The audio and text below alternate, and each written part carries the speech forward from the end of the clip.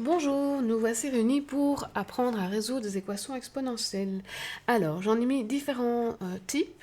Pour commencer, on peut tout de suite constater que, en fait, entre ces deux premiers exercices, on voit à vue d'œil que l'exponentielle dans une certaine base, ici 8 et la 2, a quelque chose à voir avec les nombres sans variables qui sont situés de l'autre côté de l'égalité, qui peuvent aussi s'exprimer par rapport à 2 en fait.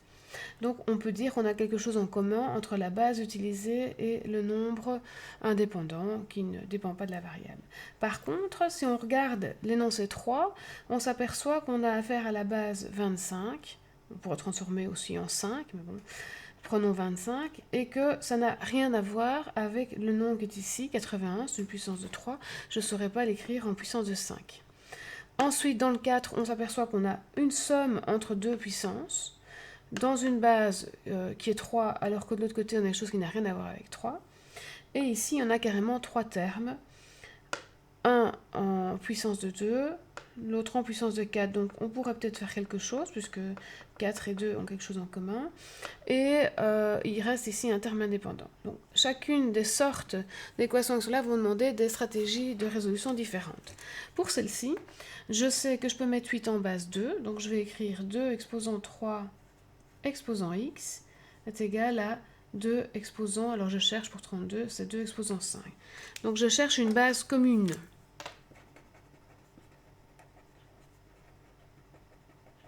Ce sera toujours le premier réflexe.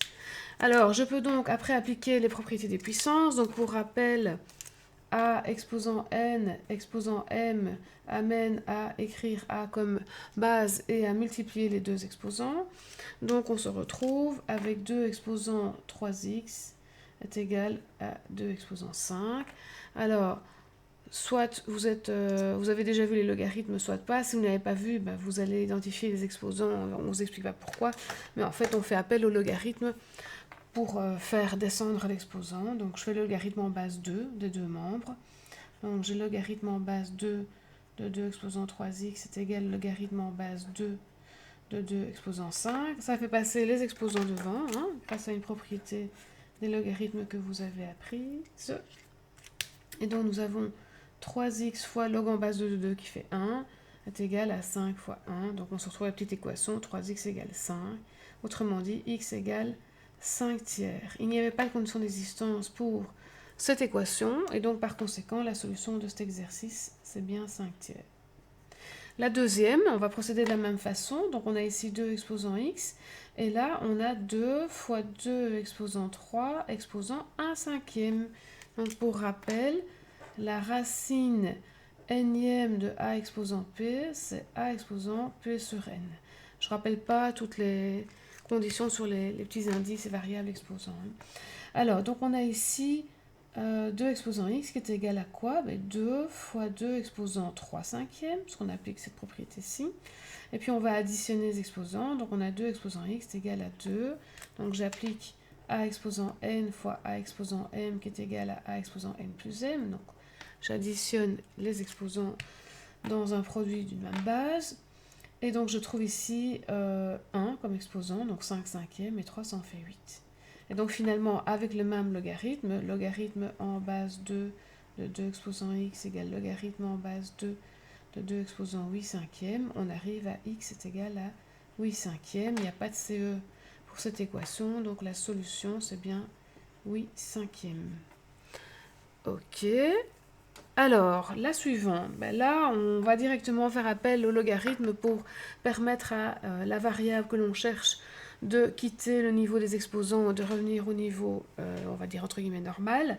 Mais je ne vais pas prendre le logarithme dans une base quelconque, je vais travailler soit avec ln, soit avec le logarithme en base 10. En général, on prend le logarithme népérien ln. Donc, je prends ici ln de 25 exposant x égale ln de 81. Ça me permet de faire tomber l'exposant.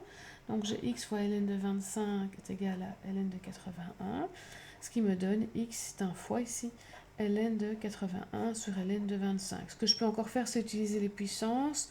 Donc je sais que j'ai ln de 3 exposant 4 sur ln de 5 exposant 2, ce qui me fait 4 fois ln de 3 sur 2 fois ln de 5, ou encore, je simplifie par 2, 2 ln de 3 sur ln de 5. Voilà, j'avais pas de CE au départ, d'accord, et donc ça c'est ma solution en valeur exacte. Maintenant on peut prendre sa machine pour faire une valeur approchée, mais la valeur exacte, la voici. Voilà, donc on a bien utilisé la règle à nouveau de l'exposant, ici aussi. Alors, la suivante, ben, on va le faire dans la prochaine vidéo. Voilà, comme ça c'est pas trop long. À tout à l'heure.